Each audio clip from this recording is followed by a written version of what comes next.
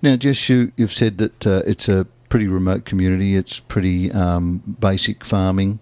How do you communicate with the general population about the issues of AIDS and health in general? Well, it is quite a complex process of communication because things are so sensitive to do with HIV/AIDS, especially when we need to promote things like safe sex. It's not something that you just can openly speak about. So we need to go in there quietly and... Is this one of the cultural issues? Definitely it's a cultural issue, and what we try and do is rely on the community members themselves to do the advocacy work because they're the ones that would know how to approach it in the right ways. So like the community health workers themselves are the perfect people to do that kind of role because they're from the local community. They understand probably the different stigmas and the fears surrounding this disease, and they also have the proper information about the virus itself so they can kind of bridge the two different worlds. And how prevalent is HIV/AIDS in that particular community? Well, in this particular community, the prevalence rate is probably around 20%. It varies from town to town even, but it's quite a high portion. And when you compare it to the national prevalence of around 5 or 6%, it's a very big difference, and that comes down to different tribal factors in this particular group of people. Right. And we're getting pretty close to this, and you've now been involved since 1974, 75 or 73, 74, 2000, no, I've got my dates wrong here. 2007, I think, was when we first started the project. Right, so it's 5 years on. How's it progressing?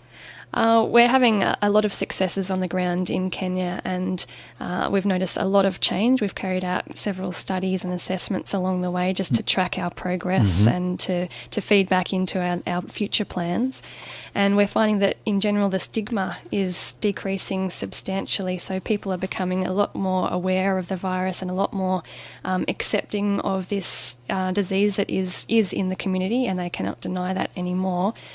So it's a really positive thing in terms of caring for the people that are already infected, but also preventing future transmission as well.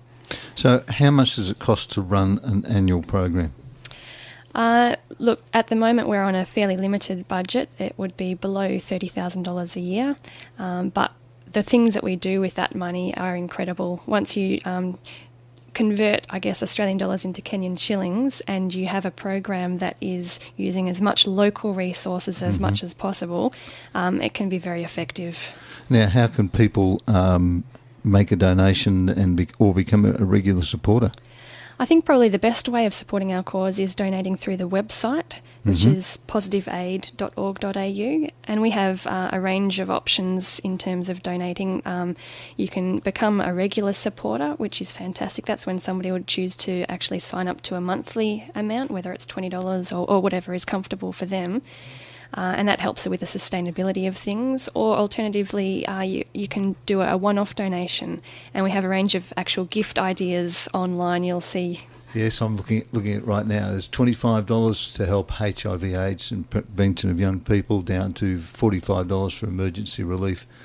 So there's a whole range of things there, and if you just click on Positive Aid on your search engine, you'll come up with that. And I think there's a picture of you in there somewhere, isn't there, Jess? About probably a song. That's right. Yeah. You just hummed along, didn't you? I'm the white one in the picture. You're the misfit. Yes. All right. Look, thank you very, very much for coming in today, and give me one Positive Aid aspect that you really want people to focus on. Well, thanks, Bill. I think that, the most important thing that Positive Aid does is reach out directly to the people, and there's not much in between a donation made in Australia and it getting to the people on the ground in Kenya. So we work locally, and it's very efficient use of funds. Terrific. All right, if anyone wants to become involved with Positive Aid and contact Jess, the contact details are on the website.